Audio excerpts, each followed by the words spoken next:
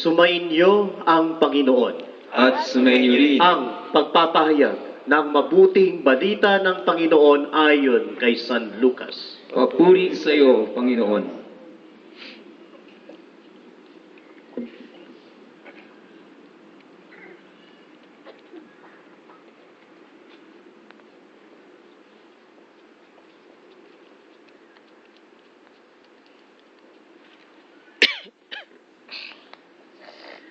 Noong panahong iyon, iniutos ng Emperador Augusto na magpatala ang lahat ng nasasakupan ng imperyo ng Roma. Ang unang nagpatalang ito'y ginawa ng si Serenio, ang gobernador ng Syria. Kaya't umuwi ang bawat isa sa sariling bayan upang magpatala.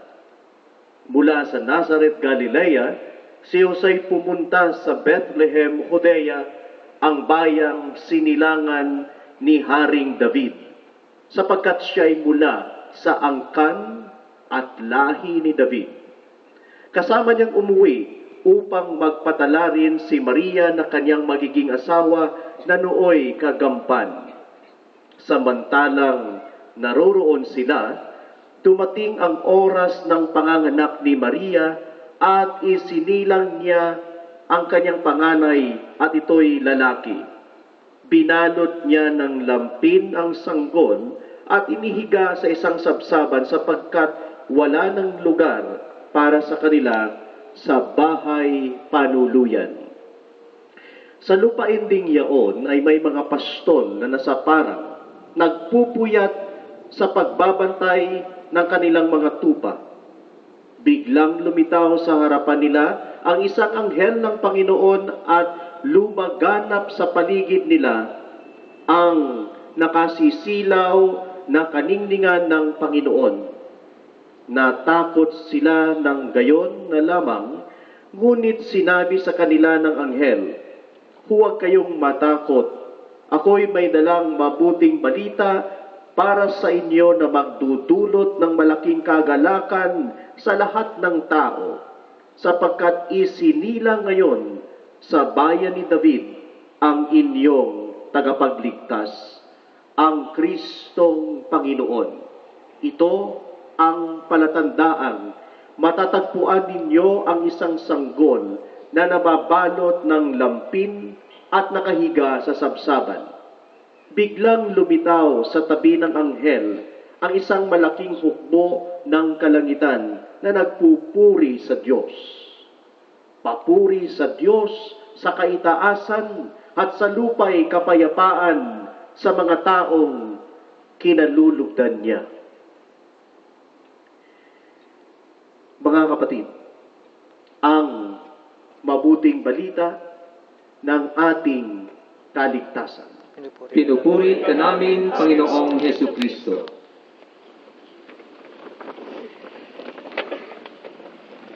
Merry Christmas po sa inyong lahat.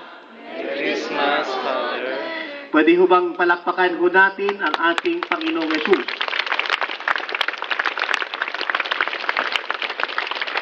Alam niyo po, talagang kung ikaw ay malungkot, kung ikaw ay matamlay, kung ikaw ay nanghihina sa gabing ito at napunta ka sa lugar na ito, ay talagang magiging masaya ka. Dahil lahat ay masaya sa lugar na ito. Amen? Amen. Masaya ba kayo? Amen. Ba't parang galit ka kayo? Masaya po ba kayo? Amen. Pwede po bang sa isang pagkakataon, pakingitian mo ng pinaka-the best ng ngiti mo, yung taong nasa kanan mo at nasa kaliwa mo. Pakingitian mo ng iyong Christmas smile. Okay. Ang sabi ko, ngitian, huwag takutin. Okay? Napakaganda ho ninyong tingnan. Napakaganda ho nating pagmasdan sa gabing ito. Tunay na nagpapahiwatig ng ating likas na pananampalatayang Pinoy. Nasa gabing ito, tayo'y pinagkaisa ng ating Panginoong Heso Kristo. Amen. Amen. Kasi halos lahat naka-costume. Yung iba, Halloween ang dating. Pero costume pa rin. Di ba? Christmas, Halloween. Di ba? Kapatid, nakakatuwa. Alam niyo po, maliit na bagay ito para sa inyo. Maliit na bagay. Pero malaking bagay sa mga nanlulumbay sa kanilang buhay sa kasalukuyan. Dahil kahit papano, naging masaya sila dahil sa iyo. Kahit papano, nakapagdulot ka ng ngiti sa kababayan mo. Amen? Amen. That is one of the best Christmas gift that we give to each other tonight. Yung mapangiti mo lang ang katabi mo, ang mapangiti mo lang ang kapwa mo, malaking bagay na yan. Amen? Amen. Ngayon po, kanina, napagmasdan po natin, napanood po natin ang panuluyan. Natuloy din sa wakas. Hindi hubiro ang dinanas ni Maria, ni Jose, at saka ni Jesus bago ipinanganak si Jesus. Nung tinanggap pa lamang ni Maria ang mabuting balita, sangkatutak na, sangkaterba ng stress ang inabot niya. At dinamay pa niya si San Jose. Di ba? At nung ipapanganak na lamang si Jesus, hindi rin birong stress, hindi rin biro ang inabot ng mag-anak. Naglalakad sila, naghahanap ng matutuluyan, nakikiusap, pero walang matuluyan. Tinanggihan, hindi mapatuloy sa napakaraming dahilan. Walang matutuluyan. Kaya ang tanging nilang natuluyan ay walang iba kundi ang sabsaban. Nakikita niyo ba ang sabsaban? Nandyan si Maria, si Jose, at saka si Jesus. Pero bago nila marating yun, hindi biro pagod ng katawan. Maaring naiinis na rin sila. Maaring nahihirapan na rin ang kalooban nila. Pero hindi sumuko itong si Jose at saka si Maria. Kasi kailangan nilang magpahinga at kailangan magpahinga ni Maria para sa batang sa sinapupunan niya. At pagdating sa Bethlehem, pagdating sa sabsaban, ipinanganak si Jesus. Mga kapatid, si Jesus ay mayroong lugar ng kapanganakan. Naalala niyo pa ba yung passport niyo? Sa passport niyo, sa passport natin, tinitingnan yung birthplace para malaman kung taga saan ka. Ngayon ang tanong ko sa inyo, saan ang birthplace ni Jesus? Bethlehem. Hello? Bethlehem. Dapat pala, ito yung may price. Saan ang birthplace ni Jesus? Bethlehem. Hindi ko kayo marinig. Saan? Bethlehem. Bethlehem. Si Jesus, ipinanganak sa Bethlehem, sa bayan ni David, upang matupad ang propesya na ang hari ng mga hari ay ipapanganak sa Bethlehem, sa lugar ni Haring David. Dahil manggagaling siya sa lahi ni David. Yon ang Bethlehem. Pero si Jesus, ipinanganak lang sa Bethlehem. Iniluwan lang siya sa Bethlehem. Pero hindi siya tumira sa Bethlehem.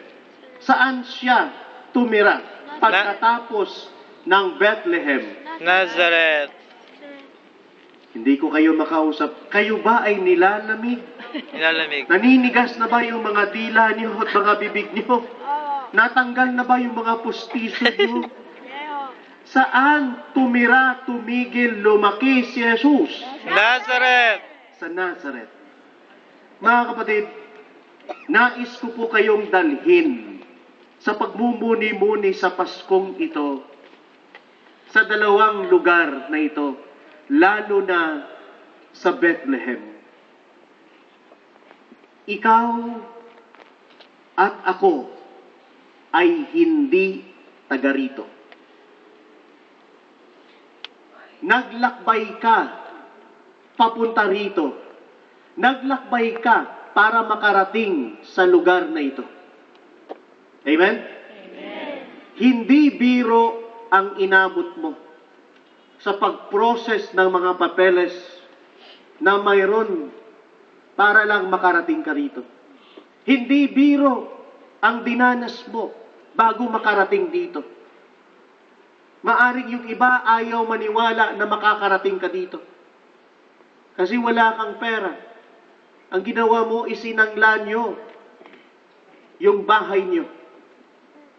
Kaya ngayon, yung magulang mo nakatira sa kapitbahay nyo. Dahil narimata na. Yung iba, hindi biro na makarating ka dito. Hindi birong stress, hindi birong pagsubok, pero hindi ka sumuko para makarating dito. Pero sigurado ako, hindi ka habang buhay dito. This is not your permanent abode or permanent address. Katulad ni Jesus, ni Maria at saka ni Jose, ang Bethlehem ay hindi permanenteng lugar nila. Sa Bethlehem lamang tinupad ang pangako. Sa Bethlehem lamang iniluwal ang pag-asa. Sa Bethlehem lamang naganap. Sa Bethlehem lamang nagsimula. Sa Bethlehem lamang nabuo ang plano ng Diyos. Amen? Amen. Ikaw ba, may Bethlehem ka ba sa buhay mo? Saan nabuo ang pangarap mo? Maaring ang lugar na ito ay Bethlehem para sa iyo, para sa akin. Kasi yung iba, nandito ka hindi lamang para magtrabaho. Nandito ka para magsimula sa bagong yugto ng buhay mo. Yung iba sa atin, hindi nandito para magtrabaho lang. Nandito ka para buuin ang nawasak mong pagkatao. Yung iba sa atin nandito para makapagsimula sa nanghihinang kalooban para magpalakas upang pagbalik niya ay magiging buo at matatag siya. Yung iba, nandito para simulan ang panibagong pag-asa ng buhay niya. Yung iba, dito niya na nakita ang pag-asa niya. Yung iba, dito niya na nakita ang tunay na kahulugan ng buhay niya. Yung iba sa atin, dito ipinanganak ang panibagong pag-asa ng buhay natin. And this is our Bethlehem. Amen. Pero hindi ka magtatagal dito. Kasi mayroon kang Nazareth sa buhay mo. Na kung saan doon mo tutuparin ang kabuuan ng lahat ng pangarap mo. Na doon mo bubuuin at palalaguin ang lahat ng sinimulan mo. Nasaan ang Nazareth mo? Maari ang Nazareth mo ay Pilipinas. Maari ang Nazareth mo ay US of A. Maari ang Nazareth mo ay Canada. Maari ang Nazareth mo ay Kiss Island. Or maari yun ang Bethlehem mo. Di ba? Because that will be your permanent place where you're going to stay and grow. Si Jesus, ipinanganak. Si Jesus na siyang pag-asa natin, ipinanganak sa Bethlehem. Ang pag-asa ay nagsimula sa Bethlehem, pero lumago sa Nazareth. Dito, Bethlehem mo ito. Dito mo ipapanganak ngayon ang bagong kahulugan ng buhay mo. Dito na-realize mo na mas katoliko ka kaysa Pilipinas. Napansin mo yon? Dito ka lang nakabuo ng simbang gabi. Di ba? Amen. Kung saan, nasa lugar na parang imposible, naging posible ang lahat sa iyo. Amen? Amen? Kaya ngayon, panay ang selfie mo. Blow by blow. Di ba? Gabi-gabi, pinapadala mo, nagsimbang gabi na ako. Kaya ngayon, nung unang gabi, ang sipon mo, isang butas pa lang ng ilong. Pangalawang gabi, 2 butas na ng ilong. Ngayong ikasyam na gabi, may sipon ka na, may plema pa. Di ba? Pero nabuo mo ang simbang gabi. Why? Dahil dito, marahil isa sa mga plano ng Diyos dinala ka para kayo magtagpo. Dahil dito, ipinanganak ang panibagong relasyon mo with your God. Dati, malayo ka sa Diyos. Ngayon, malayo ka sa mahal mo. Ngayon, napalapit ka sa Diyos. Amen? Amen. Mga kapatid, malinaw ba sa iyo kung ano ang Bethlehem mo? The place of hope, the place of love, your new beginning, your new hope, and probably your new dreams. But it is not permanent. You have to look for your Nazareth. Kaya ang panuluyan hindi nagtatapos sa Bethlehem. Naglakbay pagkatapos ang mag-anak pabalik ng Nazareth. Ngayong gabi, magsisimula ang panuluyan ng buhay mo. Sinimulan ni Jesus, ikaw ang magtutuloy. Because you're going to your Nazareth. You're going to travel, this time with your God, to your Nazareth. Noon sinubukan mo, pero nahirapan ka. Because you haven't have your God with you yet by that time. But now that He is born, that now that you gave birth to Jesus in your life, you're now going to begin journeying, going towards your Nazareth. At ikaw na ngayon ang magtutuloy niyan. Pero kakayanin mo na ngayon kasi ready ka na. Inihanda ka lang ng Diyos sa Bethlehem mo.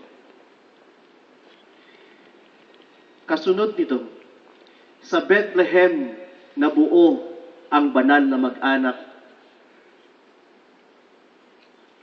Kasi doon ipinanganak si Jesus. Ang mag-anak, ang pamilya, ay binubuo ng ama, anak, at ina. Di ba? Hindi kasama si tita at saka si tito sa pamilya. Kaya kung may tito yung mga anak mo at tita, pamilya ba sila? Now, ito ang nais kong bigyan ng diin. Sa Bethlehem mo ba nabuo ang pamilya mo? O baka nawasak ang pamilya mo? you start all over again, away from your family or together with your family? That is a big question na ikaw lang ang pwedeng sumagot. That's why the message of Christmas today is this. May awa ka ba sa pamilya mo? Because today, this year, is a year of mercy. Be merciful. You keep on coming back to your God, asking for mercy. But the challenge of your God today, blessed are the merciful, for theirs mercy will be shown. May awa ka ba? Then start with your Bethlehem, with your family. Start a new life na dito mo itama ang mali mo. Nasa Bethlehem mo, pupunuan kung ano ang kulang mo. Hindi pa naman huli, ito ang mensahe ng Pasko. Kung ano ang kulang, punuan. Kung ano ang mali, itama. Dahil nung dumating ang Diyos, hindi niya sinabi na buburahin ko kayo. Nandito siya para tulungan ka na punuan kung ano ang naging kulang mo at ituwid kung ano ang naging mali mo. That's why, sabi ni St. John, for God so loved the world, anong sunod? That He gave His only begotten Son, that whoever believes in Him shall not For God so loved the world that He gave His only Son, that whoever believes in Him might will not perish. but have For God everlasting. came to this world not to condemn the world, but to save it. Malinaw yun.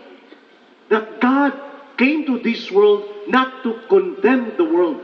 His coming is not all about condemnation and judgment. His coming is to save you and to save me. That's why He kept on showing Himself as a merciful God and a loving God. That's why with God, there is always Bethlehem. With God, there is always a new beginning. With God, there is a new life and a new hope. But hope will be realized if you will start it with you. Mga kapatid, Christmas po ngayon. Kaya maligayang Pasko po sa inyong lahat. Sige, nalungkot na kayo sa sinabi ko. Lilipas na naman ang simbang gabi na marahil lahat ng nangyari ay mananatili sa alaala. Maaring lilipas na naman ang 2015 simbang gabi natin dito sa Dubai na pinagyayabang natin lagi na ito yung pinakamalaking simbang gabi sa kasaysayan ng mga Pilipino marahil sa buong mundo. Amen? Amen. 14 years na po akong pare. Na-assign na po ako sa Mindanao. Na-assign na po ako sa Luzon. Pero wala pa po akong nakitang ganito karaming dumalo sa simbang gabi maliban sa Dubai.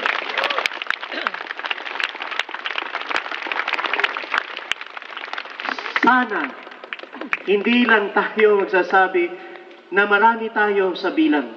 Sana dumami din ang bumalik sa Diyos at makapagsimula muli sa Diyos sa Paskong ito. Amen. Amen. Sana mamaya, pag sinabi nating Merry Christmas, sana mayroong puwang na ang Diyos sa puso natin. Sana pag sinabi nating Merry Christmas mamaya, sana mayroon na tayong sisimulan sa buhay natin. Sana pag sinabi nating Merry Christmas mamaya, may nabubuong panibagong pag-asa sa puso natin. Mga kapatid, tao ka rin tulad ko. Nanghihina, nagkukulang, nagkakamali, nagkakasala. Pero ilang beses tayong inunawa ng Diyos.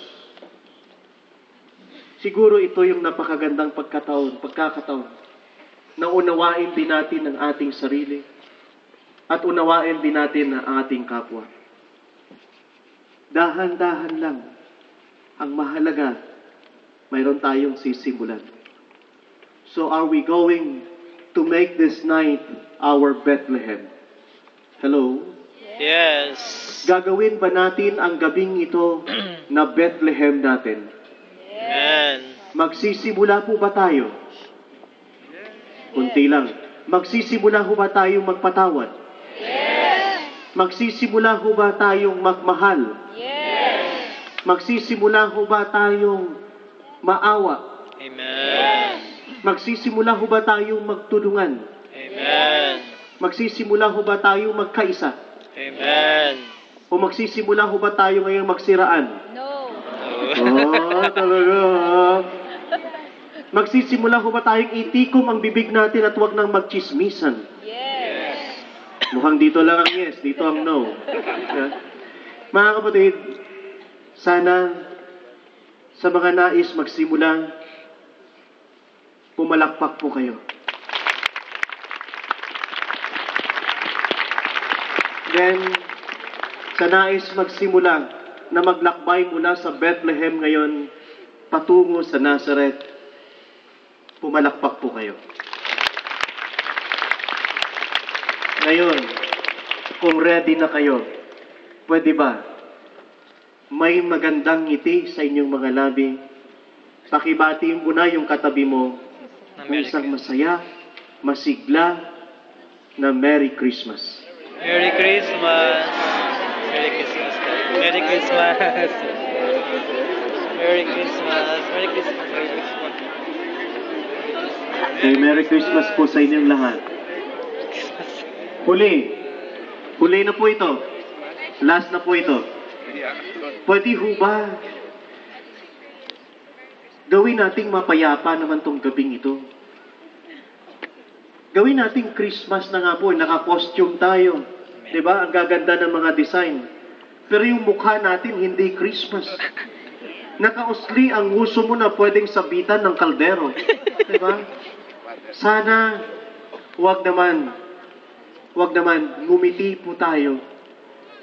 Ang misyon natin ngayon, isang the best Christmas gift na mabibigay mo is ngumiti ka lang. Para pag ngumiti, yung ngingitian mo, maligayang Pasko na yan. Kaya mga kapatid, sana ipagdiwang natin ang gabing ito ng may sigla at saya. Kung yung katabi mo dyan ay medyo masungit, huwag mo siyang hayaang maapektuhan ka. Hayaan mo na ikaw ang makaapekto sa kanya. Ngitian mo lang. Okay? Kung yung katabi mo ay parang inaaway ka na, huwag mong patulan. Diba? Huwag mong patulan. Sa halip, sabihin mo, Merry Christmas. Diba? Kung yung katabi mo dyan ay talagang mabigat na, kasi inaantok na, kanina pa nakasandal sa'yo. At hirap na hirap ka na. Hayaan mo lang. As long na hindi tumutulo ang laway niyan, okay pa. Mga kapatid, sana maramdaman ng bawat isa sa atin sa gabing ito na may Bethlehem dito. Kasi magsisimula na tayo na maglakbay patungo sa Nazareth natin. At dahil dyan, muli uulitin ko, Merry Christmas po sa inyong lahat. Merry Christmas, Father.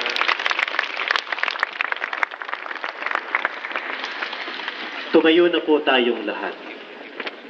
Ipahayag po natin ngayon ang ating pananampalataya.